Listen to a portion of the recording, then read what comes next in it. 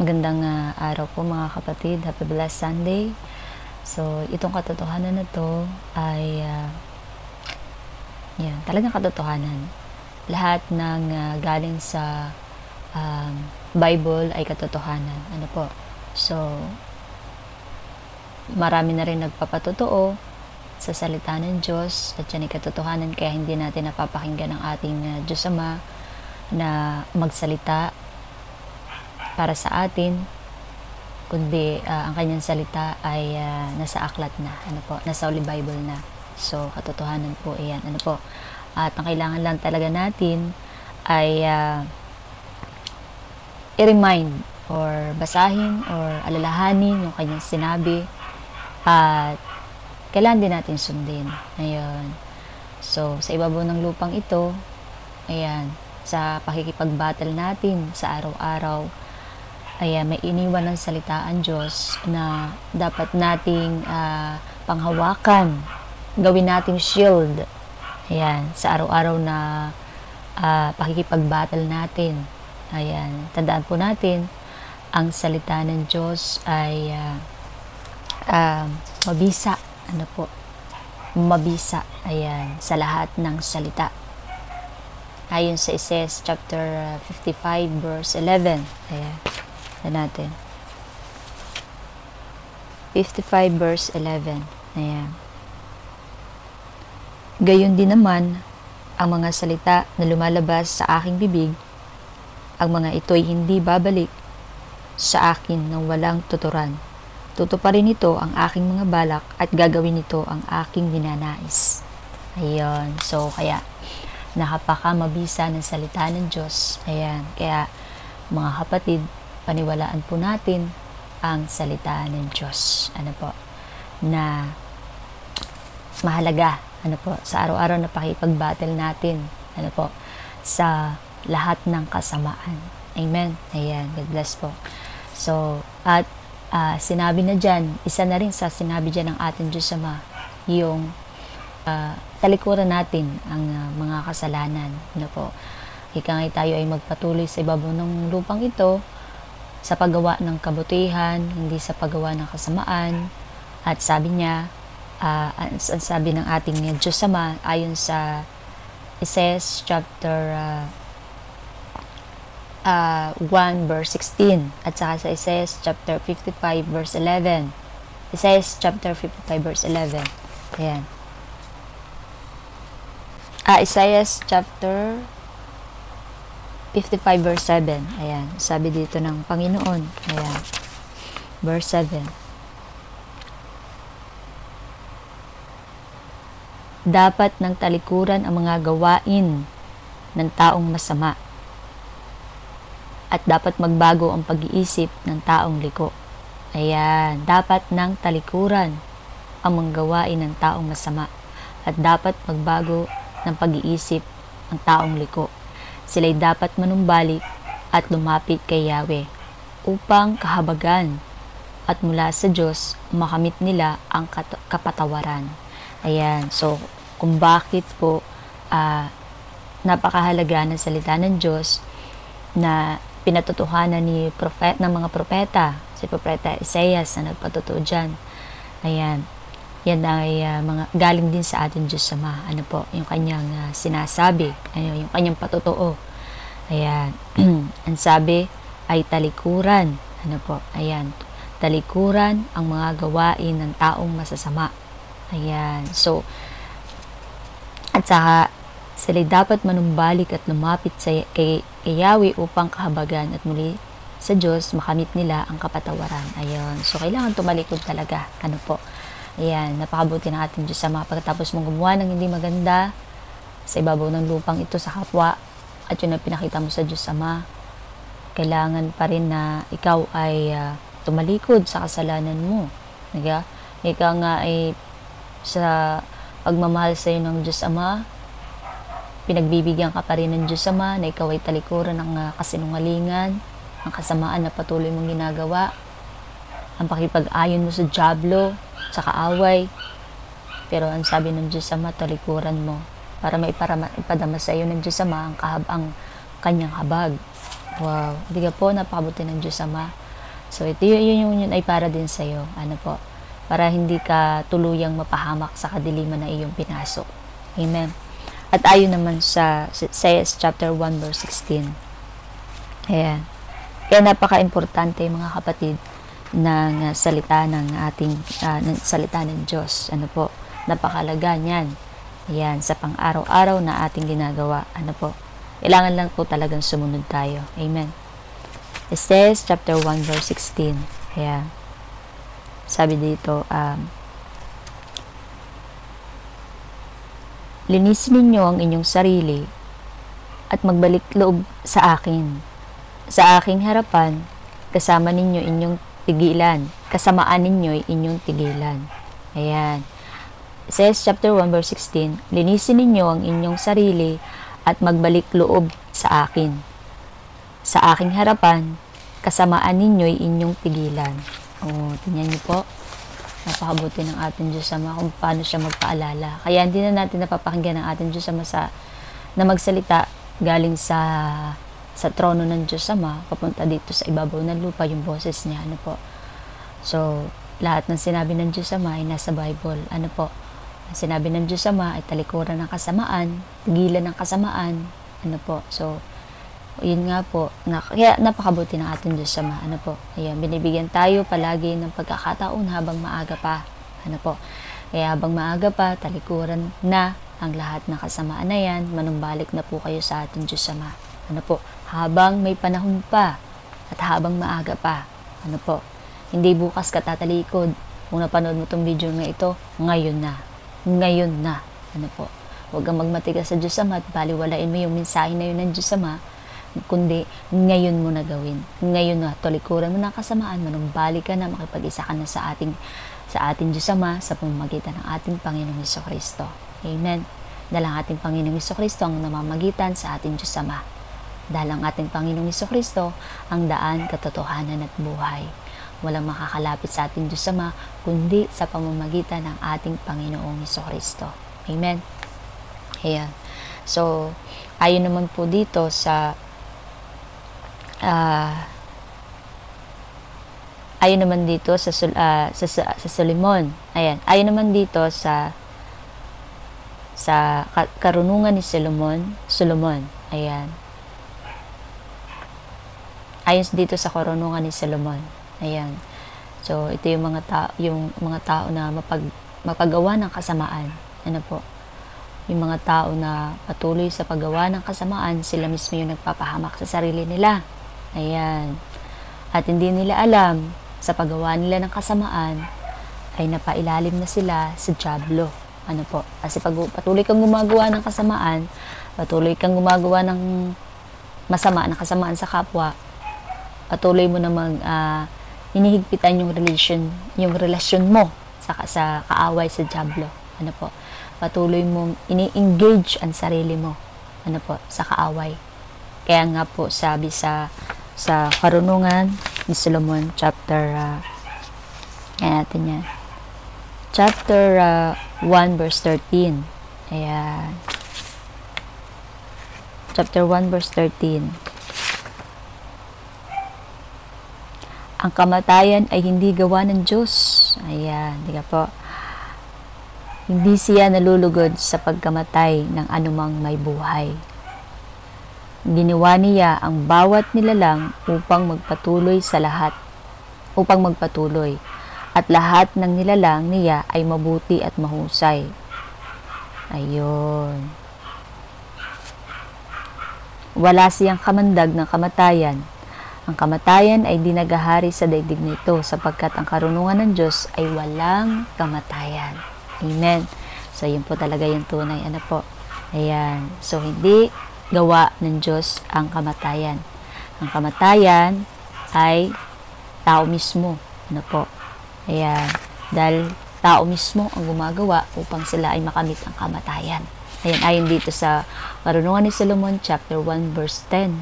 Ngunit ang masasama ay naghahanap ng kamatayan sa pamamagitan ng kanilang mga gawa. Kinaibigan nila ang kamatayan at nakipagtipan dito sapagkat iyon ang nararapat nilang kasama. Ayan. So, ikaw, kaya nalaman mo itong katotohanan na to. O, wag mo na ipagpatuloy yung kasamaan mo. Kasi, ikaw mismo ang naghahanap ng kamatayan. Ano po yan ang sabi sa Bible? Ikaw mismo yung nagpapahamak sa sarili mo. Para makamit mo yung kamatayan. Ayan. So, kaya tigil na sa paggawa ng kasamaan. Ano po? Kaya ngayon na, magbalik loob ka na sa ating Panginoon. Ano po, sa ating Diyos Ama. Now na. Amen? Ayan. Para hindi ka makapahamak. Amen? Ayan. So, napakabuti ng ating Diyos Ama. At yan ay, tandaan niyo po, walang kapangyarihan yung kasamaan na yan. Sa lahat ng kasamaan na yan. Yung mga nakikipag-isa, lalo na po yung nakikipag-isa sa diablo, spiritual, walang kapangyarihan yan sa ating Diyos Ama. Ay, makapangyarihan ng Diyos Ama. Palagi na may kapangyarihan ng diablo nga. Ano po? Pero tandaan po natin na makapangyarihan ng ating Diyos Ama. Ano po? Ayan. Ayon sa Karunungan ni Solomon. Ayan. Chapter 1, verse 3. At saka chapter 1, verse 2. Tingnan niyo po. 2 and 3. Ayan. Ay, ito. Chapter 2. Chapter 1, verse 3. Ngunit ang mga baluktot ang isipan ay di makakalapit sa Diyos.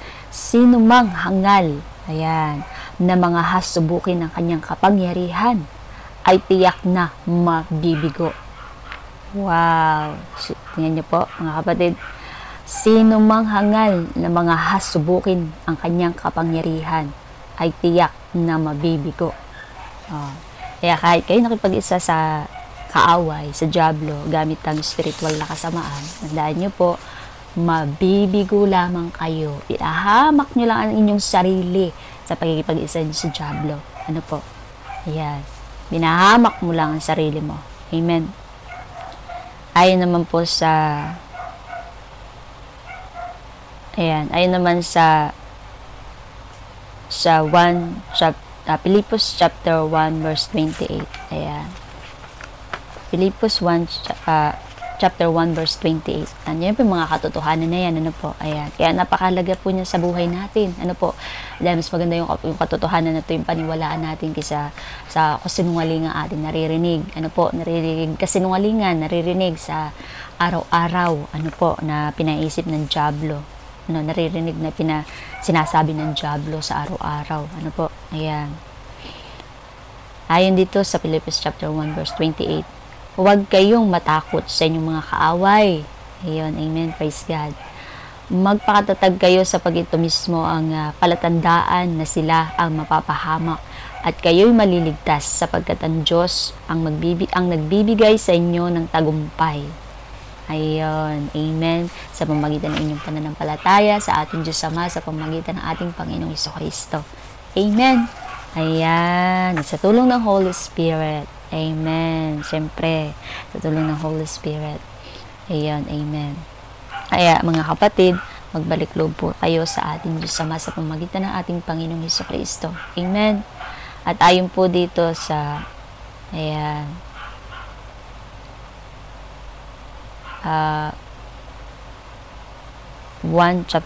Karunungan chapter 1 verse 2. Ano po? Kaya po, napakahalaga, nung sumurrender palagi. Yung hanapin mo ang Panginoon sa buhay mo, hindi yung hanapin mo yung kasamaan sa buhay mo, o hindi yung hanapin mo yung kapangyarihan ng kasamaan sa buhay mo, at yun ang gagamitin mo. Naku po, mga kapatid, bumangon ka, gumising ka. Ano po? Magbasa ka ng salita ng Panginoon, salita ng Diyos.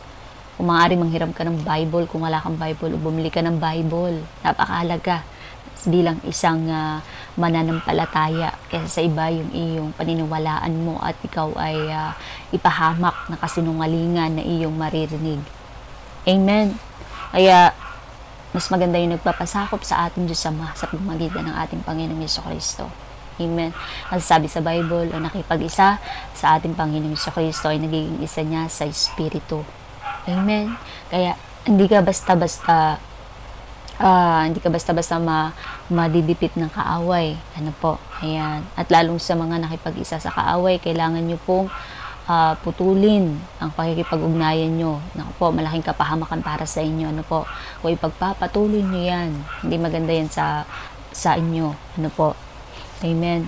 At yun nga po ang sabi dito sa chapter 1, Karunungan ni Solomon chapter 1, ayan, verse 2, ayan, matatagpuan siya ng mga hindi nag-aalinlangan sa kanya, nagpapakita siya sa mga lubos na nagtitiwala sa kanya. Ayan, so matatagpuan mo ang ating Diyos, ayan, amen, sa pamamagitan ng iyong pananampalataya. Ayan, tawagin mo ng bukal sa kalooban ng Diyos Ama. Ayan, diba? Lagi mong isipin ang Diyos Ama sa pamamagitan ng ating Panginoong Hesukristo. Tandaan mo kapatid, matatagpuan mo ang ating Diyos Ama. Ano po? Sa pamamagitan nga po ng inyong pananampalataya na bukal sa iyong kalooban. Tandaan mo, paglapit mo sa ating Diyos Ama sa pamamagitan ng ating Panginoong Hesukristo, walang imposible na mapuspos ka ng kapuspusan ng ating Panginoon. I-share sa iyo kung ano yung ipagkaloob sa iyo sa pamamagitan ng iyong pananampalataya, ng bukal sa iyong kalooban.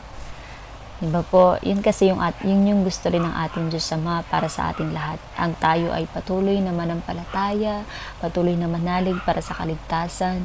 Ano po?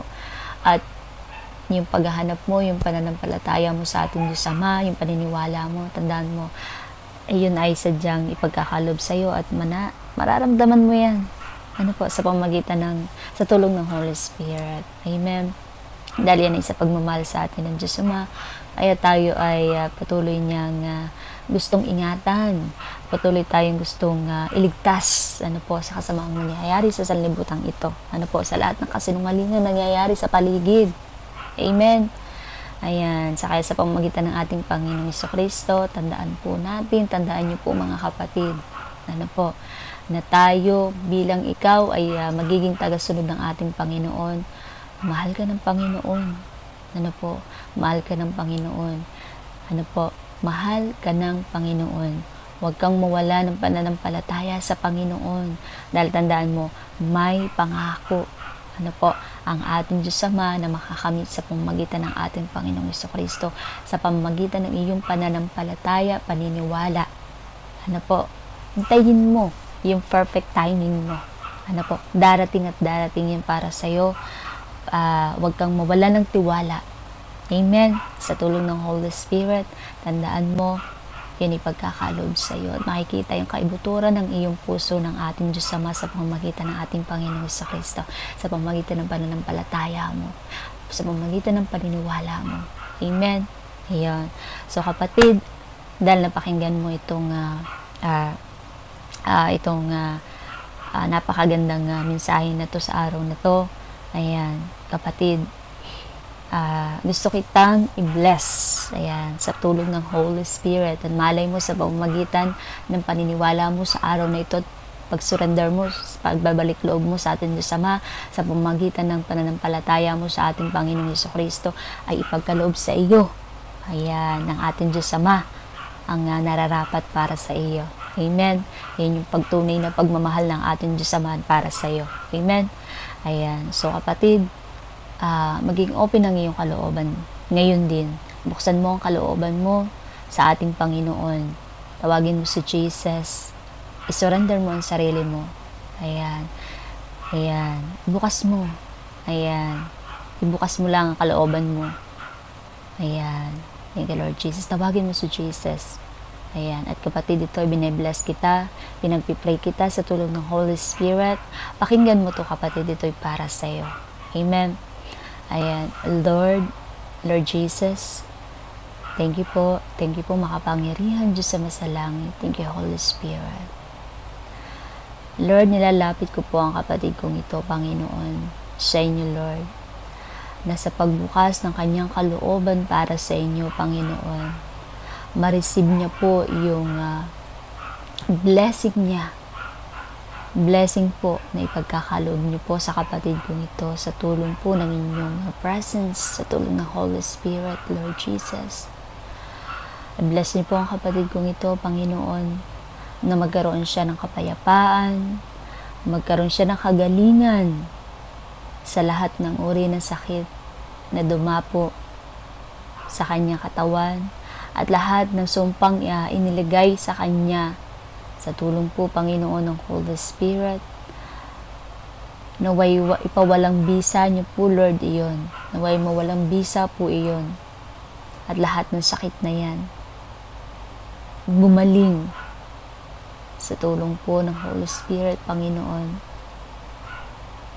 At nawa, Panginoon,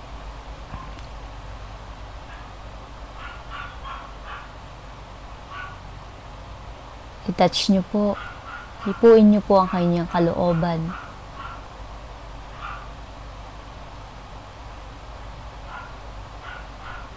Puspusin niyo po ng pag-ibig at ng kapayapaan at ng kasiyahan, Panginoon. In mighty Lord Jesus' name. And Holy Spirit, in Jesus' name. Thank you, Lord Jesus. Thank you, Lord Jesus. Thank you for Lord Jesus. Thank you, Holy Father. Thank you, Lord Jesus. Thank you, Lord Jesus. Thank you, Lord. Have your way, Holy Spirit. Thank you, Lord Jesus. Thank you, Lord Jesus. Thank you for Holy Father. Thank you, Holy Spirit. More in Jesus' name. More. Buong katawan niya. More. Buong kalooban niya. More in Jesus' name. Thank you, Lord Jesus. Wow. Thank you, Lord Jesus. Thank you, Lord Jesus. Thank you for Lord Jesus. Thank you for Lord Jesus. Thank you, Lord Jesus. Have your way, Holy Spirit. Thank you, Lord. Thank you, Lord Jesus. Thank you, Lord Jesus. Thank you, Lord Jesus. Thank you, Lord Jesus. More. In Jesus' name. Thank you, Lord. Wow. Amen. Amen. Wow. Thank you, Holy Spirit. Thank you, Lord. Salamat po, Panginoon. Thank you, Lord, sa blessing na iyon. Wow. Wow. Thank you, Lord. Ayan, kapatid, kung na-receive mo yung blessing mo sa araw na ito, umpisahan mo na. Ayan. Kung na-receive mo yung blessing na ito, kapatid, naway maging matatag pa yung iyong pananampalataya sa paghihintay mo sa pagdating ng ating Panginoon. Naway maging strong yung faith mo lalo sa ating Panginoon. Amen. In Jesus' name, Amen. Thank you, Lord. God bless po. God bless, kapatid.